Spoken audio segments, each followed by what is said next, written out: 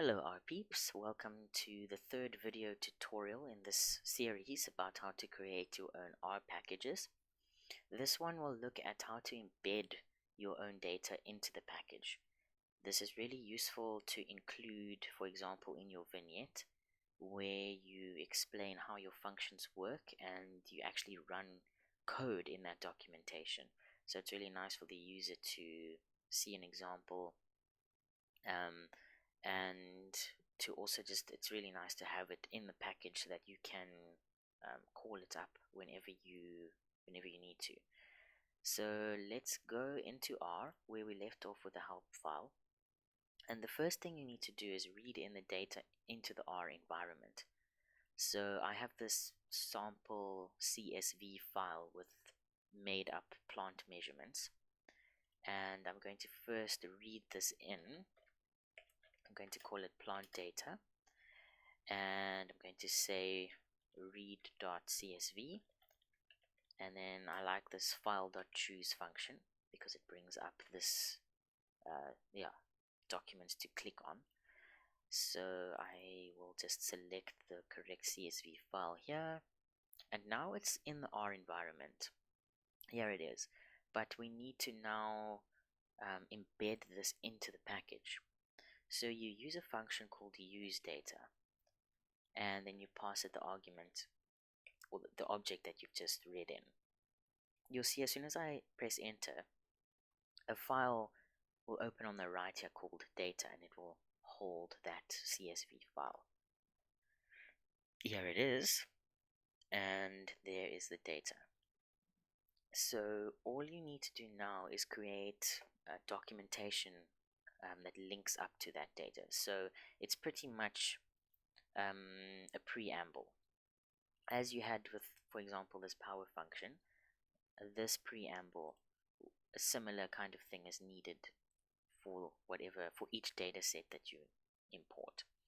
So we'll just create a new R script first, and then this is the basic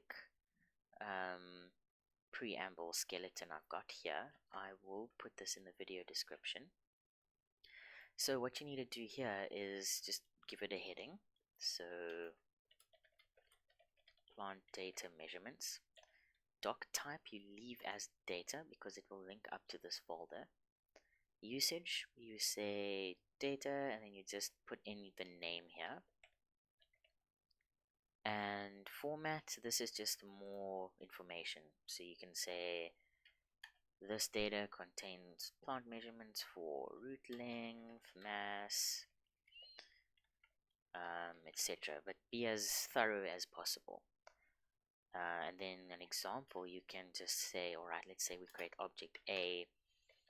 This is plant data, and then we want to extract, let's say, the mass values. So we'll create an object called masses, and we'll say A, and then we'll grab the column that contains masses. You'll see it's this last one here. So just as an example, you can delete this example line if you like, but if possible, always be as thorough as you can. And then this last line in inverted commas, you just repeat the name of the object. So it's plant data. If you don't include this, it won't compile properly. So that's all. You just save this in the R folder again, like this, save, and if you check now, it will be here in the R folder. It should be in the manual, or it will come later. We just need to install and restart. There it is, and we can just run a quick check, and that is pretty much all you need to do. I'll show you now what it will look like when the user actually loads up your library and refers to this data set. Okay, so everything is run without any errors. Okay, so the library has been called up. So let's say now I want to create, or I just want to view. I I can view it like that, or I can create an object like in that example,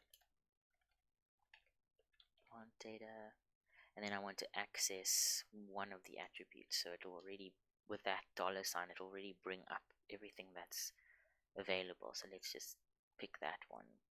So using this, you can already you can start doing cool things like make bar plots and box and whisker plots and calculate means and standard deviations and whatever you like really. But the main point is that the data is now embedded in this package.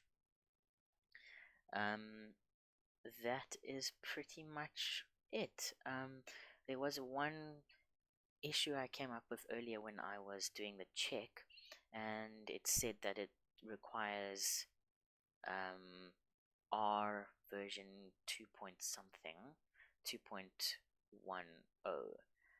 It came up here when I ran the check, and there was a warning. You need to fix all errors and even warnings and notes. Like it has to be green throughout. So when I got that message, I just added this depends and then R and then whatever was recommended in the check. And also don't forget, if you do use any other functions, to add imports here, as I showed in the previous video. Imports and then whatever other packages you've used and their versions, like that, and you just add more in this line. Don't forget the space after the name. I've tried like this without the space and it gives an error, so put a space. Yeah, that's the rundown. I hope this video has been helpful. If there are any questions, please let me know, comment or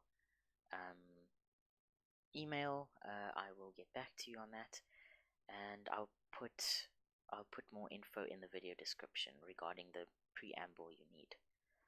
Alright, that's it for now. Cheers.